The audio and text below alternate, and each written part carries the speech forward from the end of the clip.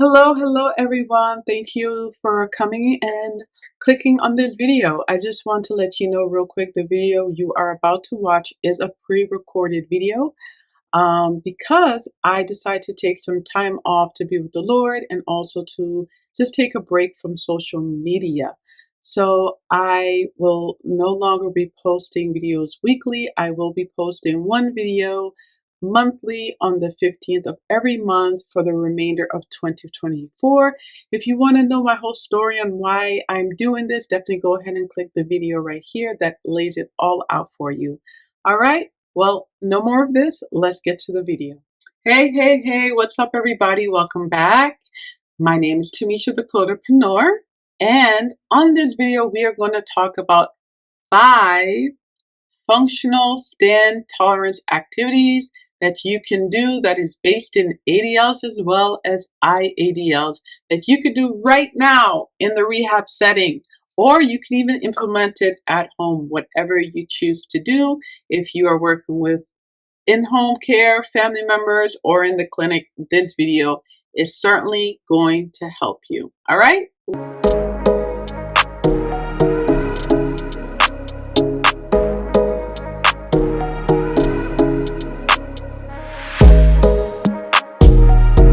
All right.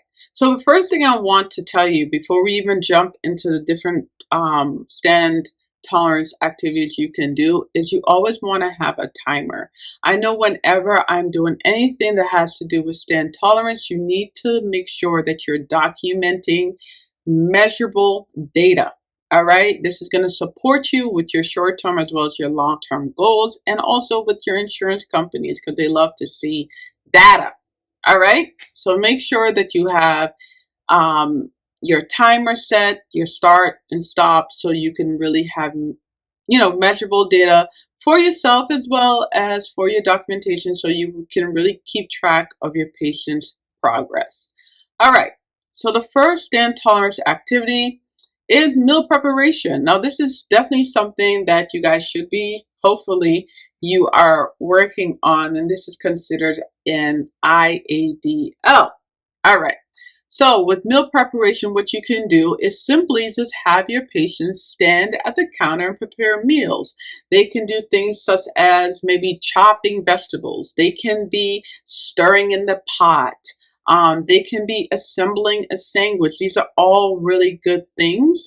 And you document it. You start from once they get up and you see how they're doing and how long they can sustain it. You also want to look at balance. You can incorporate that. You can incorporate posture. You can incorporate breathing. There's so many different things you can add into what you're doing. Okay. But of course, the focus is stand tolerance. So we want to see how well they can stand while they're doing this particular activity. Okay. Now, the second functional stand tolerance activity, and again, remember I said all these are going to be functional, right? These are things that you can do every single day with your patients. So the second one is simply have them work on their hygiene and grooming in standing, right? So you're going to have them set up everything and you'll be, of course, standing there with them. You could have a wheelchair behind them or a chair behind them, and you can have them perform their personal grooming task. What is that? That is brushing your teeth. That is doing their hair. That is applying makeup, right?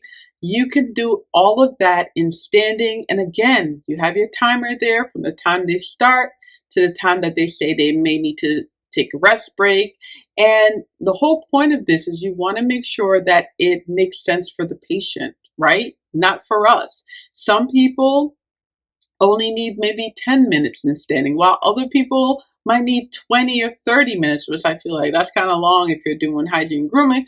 But, everyone is different. So it really helps you to own in on what the patient goals is to make it within normal limits or to make it within functional limits. All right.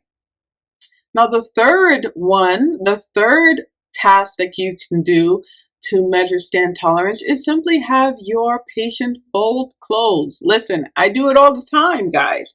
You know, a lot of time we like to have the clothes laid out and then our patients there talking with us and they're folding clothes. But why not make them stand up, right? We have a high table at most facilities. So you grab the high table and you have them go ahead and you have them fold the clothes. If you really want to get into it, you can stimulate them, you know, ironing and putting the shirt on the hanger, buttoning it and hanging it up. Like there's so many different things that you can incorporate. And I mean, you're adding in balance, you're doing midline crossing, you're doing functional reaching, right? So you can even add more than just watching for how long they can stand. You can listen, guys, you got to be creative. You got to be creative. You can make it happen, okay? So that is number 3. Now the fourth functional stand tolerance activity that you can do with your patient right now is dishwashing, right? Dishwashing. I honestly, what I've done is if there's not enough dishes in the sink, I go and just take some out of the cabinets and I put it in. They're like, you're adding to it. I'm like, yep, I'm going to add to it. And you have them stand there and you have them perform dishwashing, right? You make sure they go through the process, good posture, all of that good stuff. And let's say they're really fast at dishwashing, then you can actually make them wipe the counter. You can make them dry the dishes when they're done and actually put the dishes away in the overhead cabinet or put the dishes away underneath the sink.